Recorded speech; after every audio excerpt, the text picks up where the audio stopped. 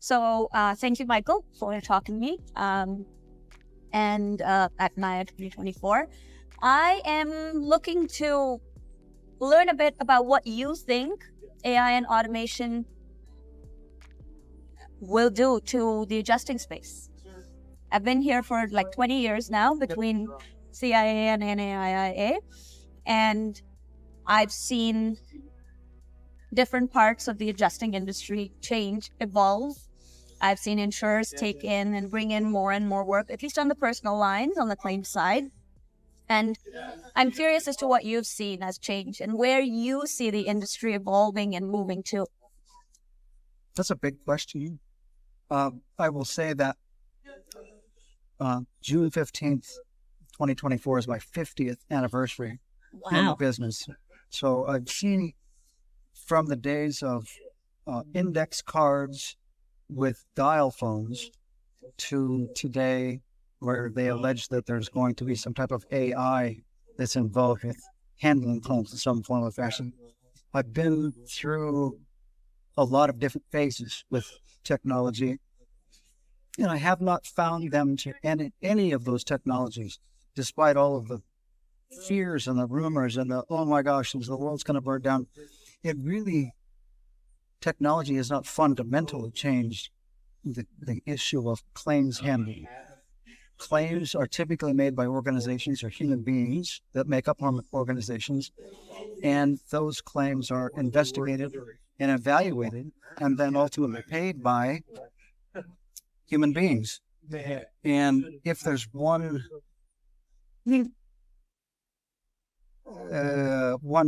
step back, almost misleading concept, is that as insurance companies and payers centralize, that somehow that's more efficient or more effective. I'm not so sure that that's true with respect to the perspective of the people that actually pay premium or are insured by the programs that from which they make claims to. So I think that technology needs to be in perspective. In the 70s, going into the 80s, the telephone, all of the people that were adjusters that I knew that were in the 50s and 60s were up in arms. Oh my gosh, that they're going to destroy the entire world because they're going to use phones to do all the claims. Some companies embraced it, some companies did not. But generally speaking, it moved us to a place where they use the phone as a tool more than they had before. Then computers came in, and computer estimating software, and processing software so that people could make their progress notes instead of on paper, make them in a computer. Again, there were some people that said, oh my God, everything's going to be electronic. What happens if the power goes off? Well, it didn't really fundamentally change the business. The claims still had to be investigated, had to find out what the facts were, had to make an evaluation, and then come to a point of resolution. That point of resolution, except for it was an insurance company in the 80s or two that were using software to say how much they should settle for in BI claims. I believe that they were struck down at the Supreme Court and held to some pretty serious fines because there was no human being that was evaluating the claim. The courts found that that was not a valid way to do things, and I think that I tend to agree with that. This is a human business. Humanity controls what we do on the payer side and on the claim making side. So fast forwarding to now, all of the data is supposedly moving into the cloud. All of the data then is subject to machine learning. I don't think that there's anything such as artificial intelligence even close to the insurance industry yet.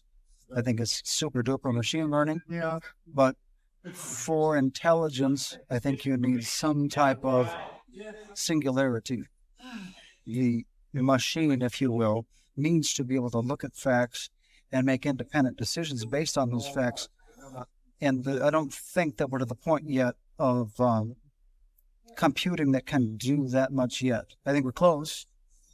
So if we have actually room temperature superconductors that can move us to the point where we can do millions and millions of decisions in a second, then perhaps AI can learn enough to make decisions that are reasonably valid, legal, and righteous.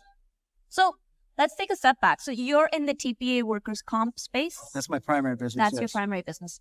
It requires swift responses.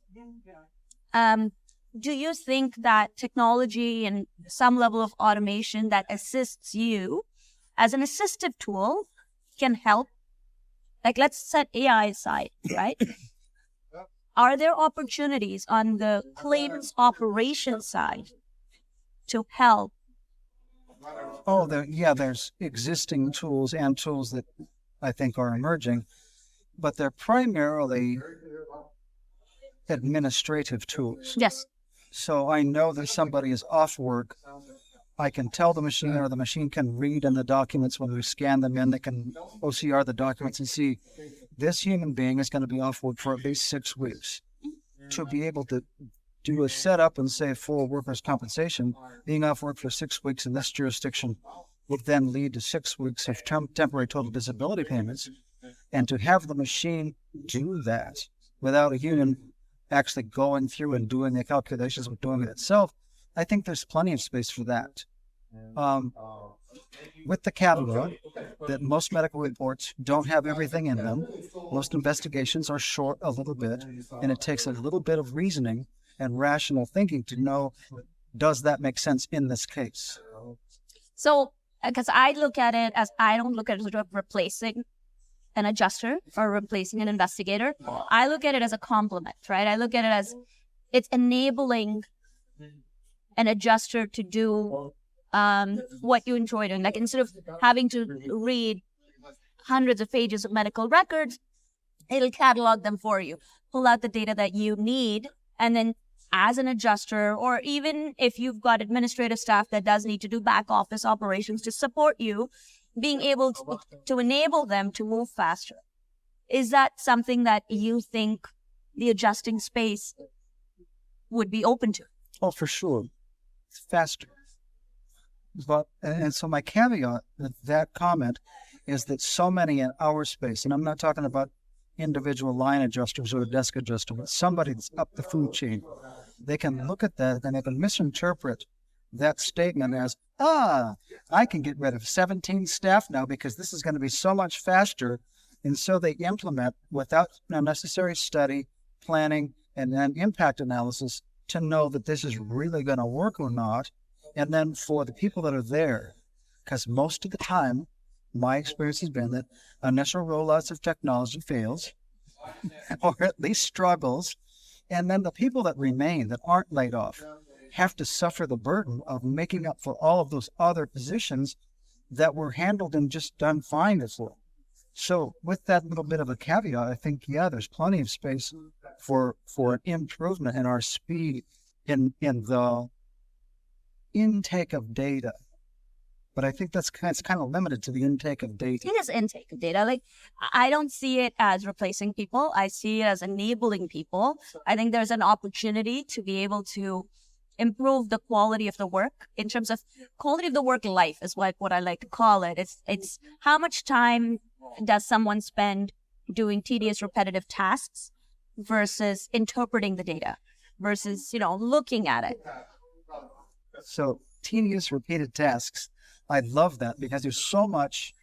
So this goes from the transition of the 60s, 70s, 80s, into now we're in the 2020s. What has happened in real terms, not in computer terms, but in real terms, is that the adjusting job used to be much more investigation, communication, and then resolution. Now, a great deal of time, and if somebody's doing something different, I would be really surprised to see it. I'd love to see it. But a great deal of time of the adjuster and examiner's position is typing the notes into the computer. Does anybody use dictation software? I mean, I use that as a question mark. I've been using dictation software for 15 years. Why are we not doing that as an industry? I don't know. I think it's become a dying art. Literally, it has. Because I've also run a back office transcription company for the insurance space for 20 years. And dictation used to be very big. With every passing year, drop.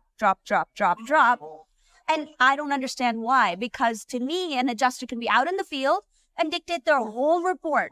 By the time they get back to their desk, it's ready for review and it's done. Even if it's not perfect. No, you can edit it and At least finalize it's a 5-page draft, and they can go through and change some words and things. Yeah. We do try to do that in our office. Personally, I use dictation software for all the work. I do litigation support for mostly defense attorneys that are defending bad faith suits. So I'm the claims process expert in a few of those cases.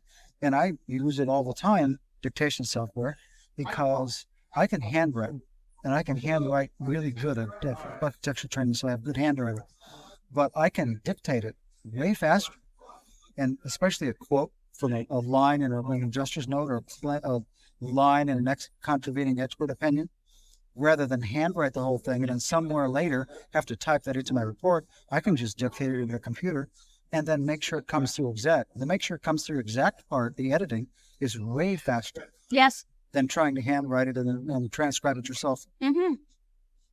Perfect. So, looking at the fact that the average age of the senior adjusters is like fairly high, a lot of people are retiring out, and the younger generation, senior adjusters complain that the skill level's not there. They're not ready for the real time. Do you think there's an opportunity for them, when you're using tech, to help ramp them up faster, to get results out of them that typically would take decades to develop in skills? The answer is yes and no. Two sides of the same coin, actually. Can the younger people, and I say younger because I'm really, really old, so I say the younger people coming into the industry, less experienced, from a sociological degree area, criminal prosecution area, other areas of life, that want to get into a business that helps people. Because no matter what, insurance and self-insured claims are all about helping people on the worst days of their lives. We get paid to help people through that. And you can't just go boop and push a button and have them all of a sudden help. That's a relationship that has to be developed between human beings.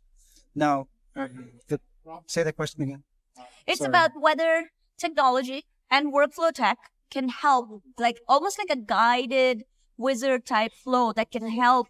It can be, if it's not determined by out of touch senior management.